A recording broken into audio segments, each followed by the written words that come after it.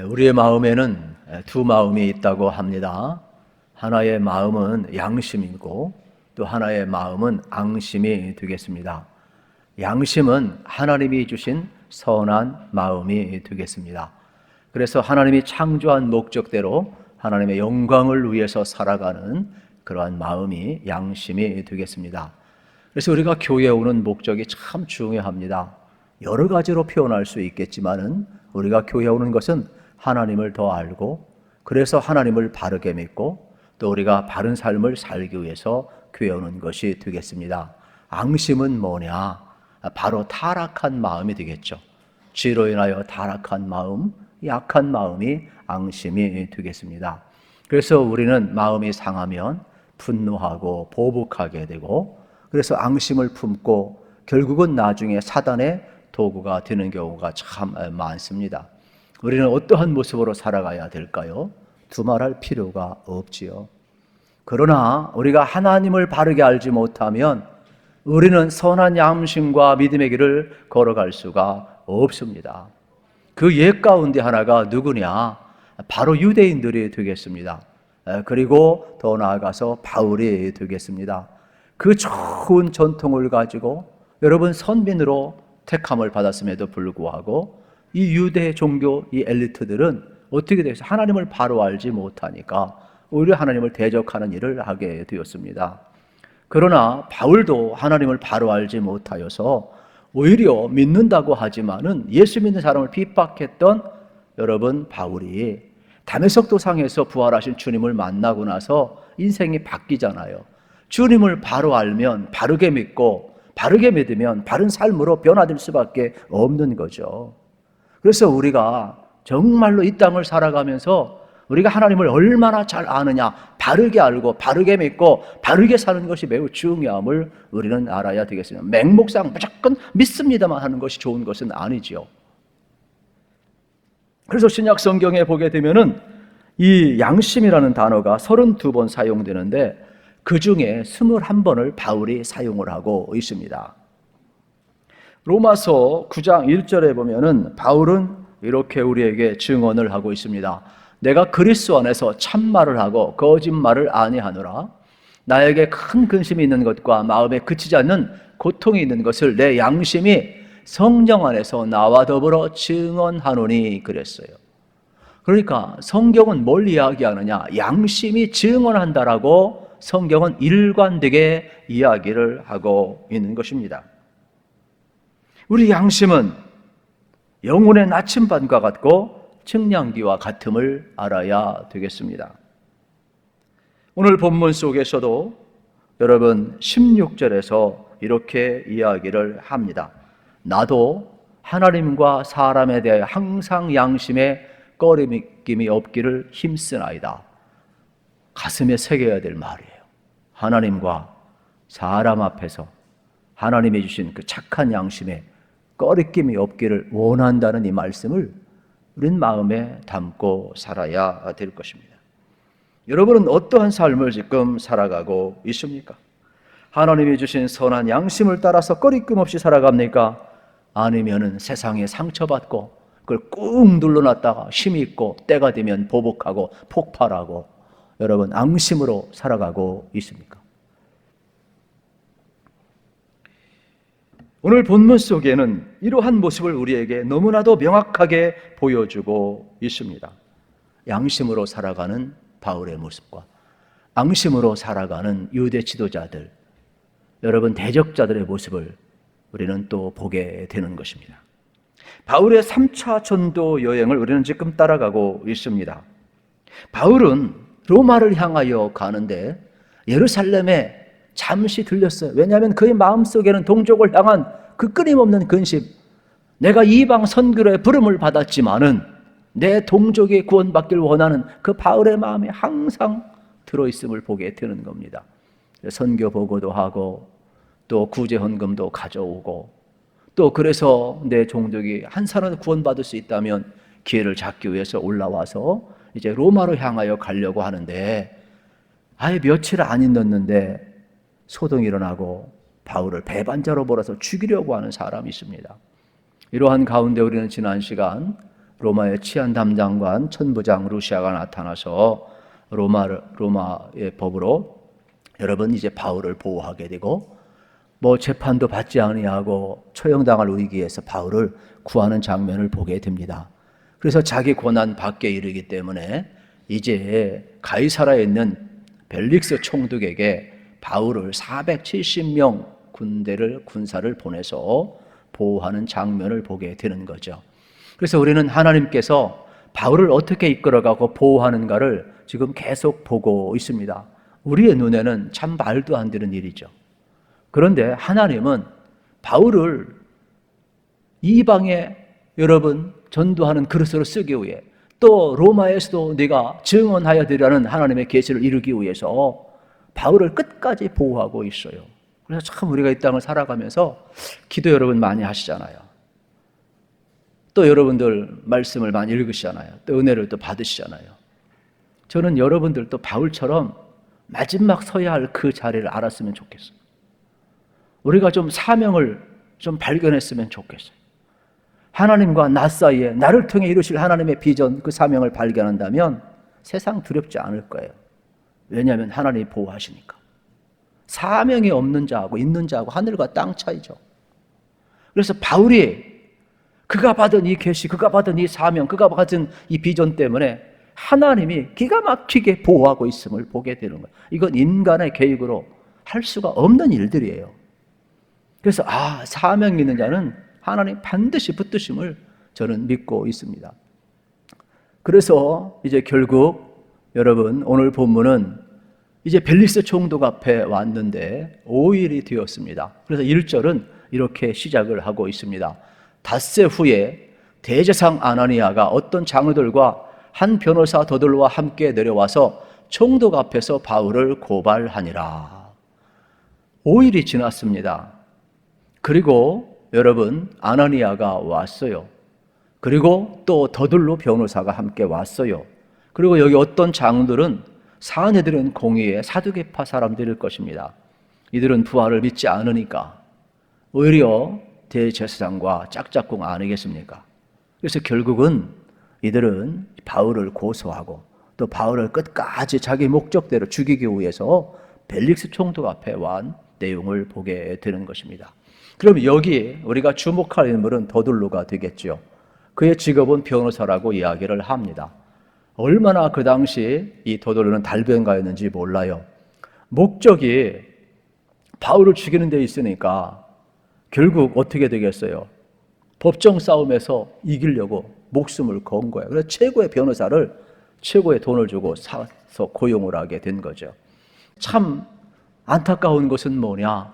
지금 바울을 이제 그들이 아는 어떤 율법이나 어떤 종교법으로 걸어도 안 되니까 결국 바울에 대한 사형권이 없으니까 바울을 정치범으로 몰아가고 있는 장면을 우리 이제 볼 수가 있습니다.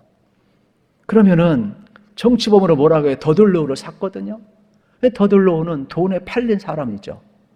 사실하고 상관이 없어요. 그냥 자기를 고용한 사람을 위해서 일하는 사람이죠. 우리가 이 땅을 살아가면서 뭐 지식 있는 거 좋은 거죠.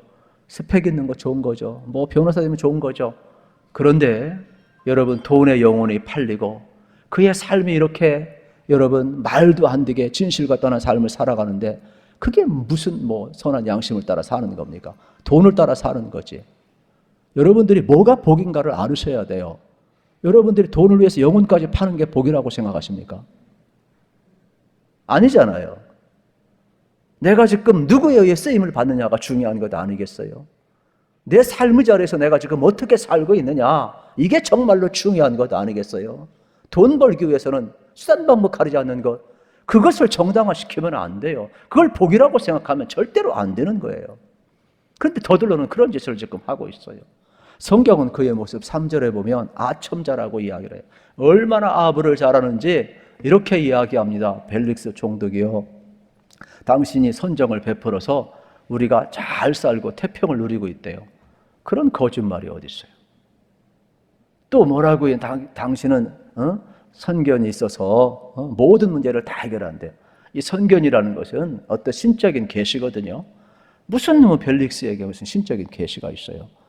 그런데 정치범으로 몰아가기 위해서 기가 막히게 아부를 하고 미사역을 하는 거예요. 그리고 수사학적으로 4절에서도 기가 막히게 표현해요. 그런데 5절, 6절 앞으로 계속 보면은 바울에 대해서는 과장하고 경멸하고 모함하고 권력자 앞에서는 아주 아부를 떨고 있고 진실과 전혀 상관없이 자기를 고용한 사람을 위하여서 바울 죽이는 일에 앞장서고 있는 게 누구냐? 더들러오라 이 말이에요. 그러면 그의 고발 내용이 뭐냐? 5절, 6절에 나와 있어요. 5절, 6절에 보면 우리가 보는 이 사람은 전염병과 같은 자라 천하에 흩어진 유대인들 다 소유하게 하는 자요 나사렛 이단의 우두머리니라. 그가 또 성전을 더럽게 하려 함으로 우리가 잡아싸우니. 세 가지 고소 내용이 하나는 뭐냐? 여러분, 소요를 일으키는 사람이래요. 소요를 일으키는 사람. 그러면은 생각을 한번 해보세요. 전염병과 같은 사람. 그래서 전염병과 같이 바울이 가는 곳마다 소요를 일으킨다라는 거예요. 전염병은 여러분 잘 아는 것처럼 무섭잖아요. 1세기는 뭐 의학이 발달된 것도 아니고, 그러니 한 번 전염병에 걸리면은 수만 명이 죽는 거예요.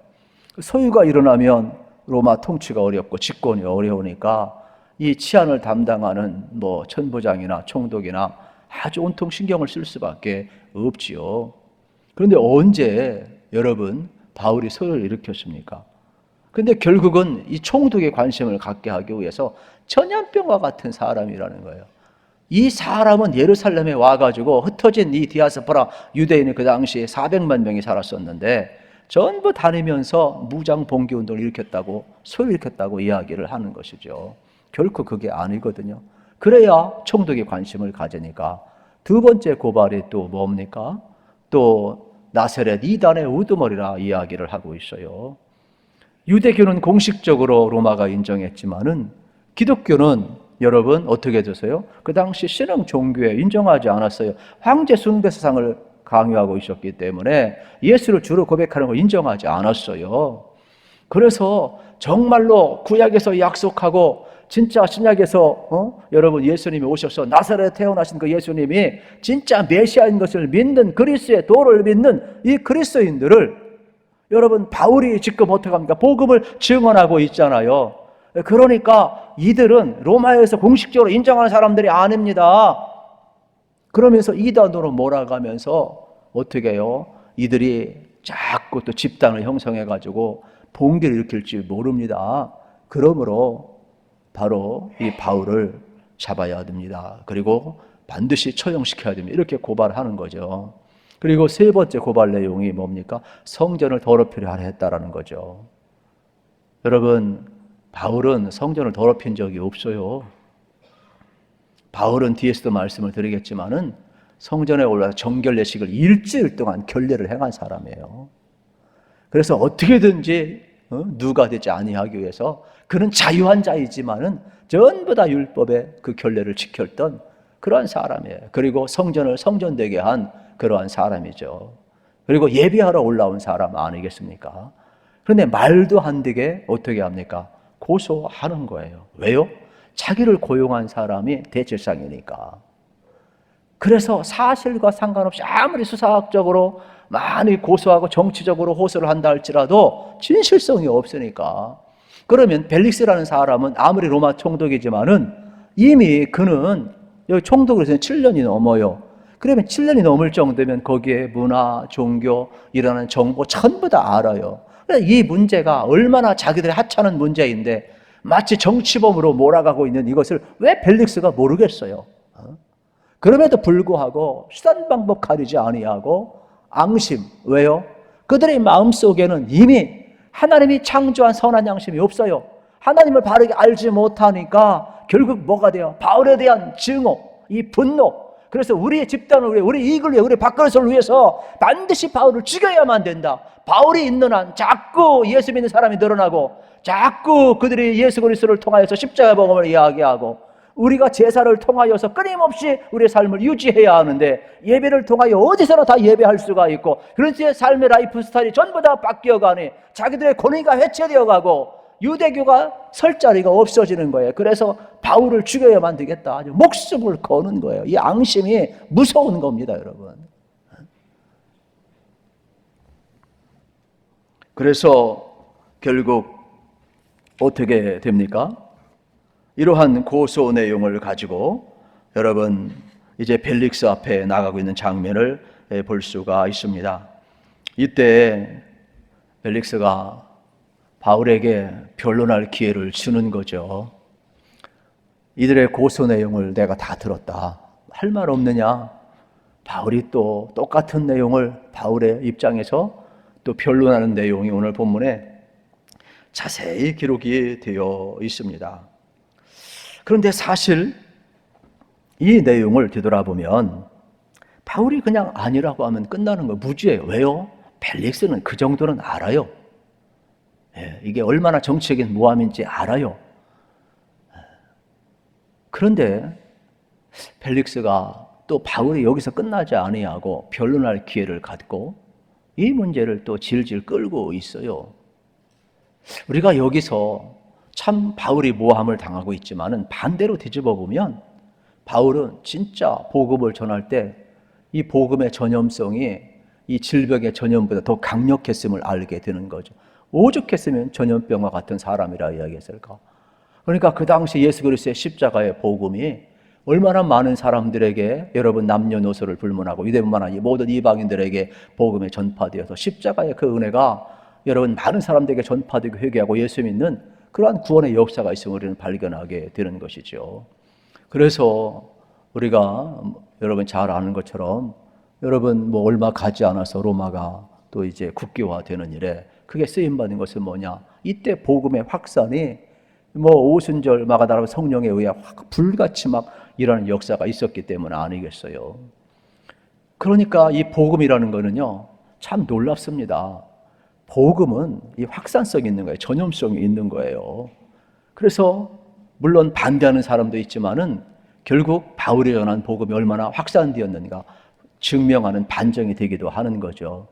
또 여러분 나사렛 이단의 우두머리라 이것도 어떤 바울에게 표창장이 되는 거죠.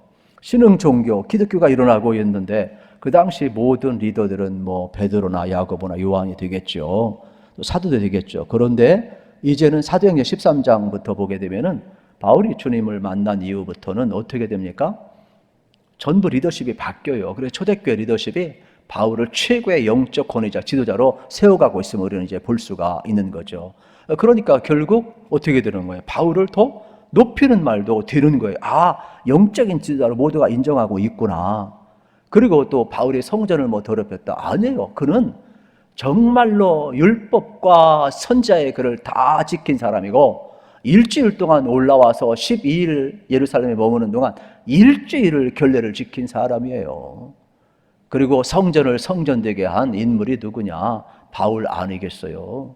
그래서 그리스도 안에서 이루어진 이 놀라운 성전을 여러분 온전히 드리면 누구나 다 하나님 앞에 나아가 예배할 수 있는 길을 열어놓은 것을 바울이 몸소 실천한 또 그러한 인물이 되기도 하는 거죠. 그러니까 전부를 이루는 그러한 성전을 성전되게 한 그런 인물이 되겠습니다. 이러한 가운데 여러분 바울을 계속해서 이렇게 앙심을 가지고 대적을 하고 있잖아요. 그러면 이 앙심은 여러분 계속해서 바울을 죽이는 쪽으로 가고 있지만은 바울은 또 양심을 따라서 그가 결국 여기서 굴복하지를 않아요. 그래서 내가 믿는 도 예수 그리스도를 통한 구원, 예수 그리스도의 십자가 부활을 증언하면서 그는 여기에 붙들려서 자기의 생명을 바치고 이 일을 위해서 그는 비전을 가지고 살아가고 있고 또 하나님이 주신 그 로마를 향해서 땅끝을 향해서 가고 있는 바울의 모습을 우리는 볼 수가 있는 겁니다. 그러면서 바울이 많은 어려움이 있지만은 자기도 믿음과 착한 양심을 따라서 내가 지금 이 사명을 끝까지 걸어간다. 그래서 그의 제자 디모데에게도 이러한 똑같은 권면을 하고 있는 장면을 우리 이제 볼 수가 있습니다. 그래서 이 디모데전서 1장 19절에서 믿음과 착한 양심을 가지라. 어떤 이들은 이 양심을 버렸고 그 믿음의 과다에는 파선하였느니라.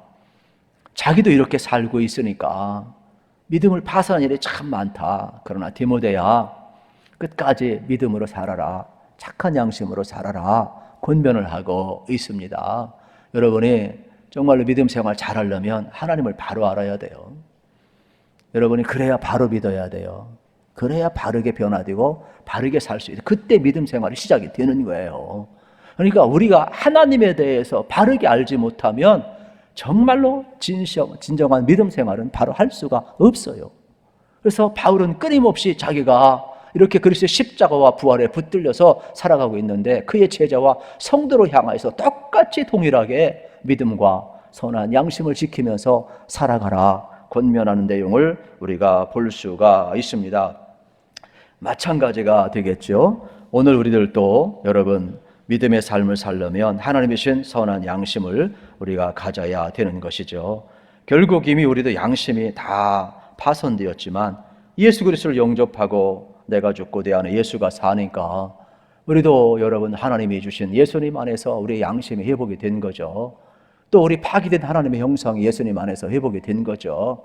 그래서 예수님의 성품을 닮아가고 성령의 열매들을 맺혀가면서 우리가 살아가는 것 아니겠습니까? 예수님이 없이 어떻게 선한 양심을 갖습니까? 예수님이 없이 어떻게 우리가 믿음 생활을 할 수 있습니까? 그건 불가능한 거예요. 그러므로 우리는 정말로 예수 그리스도 안에서 선한 양심을 가졌음을 기억을 해야 하는 것이죠.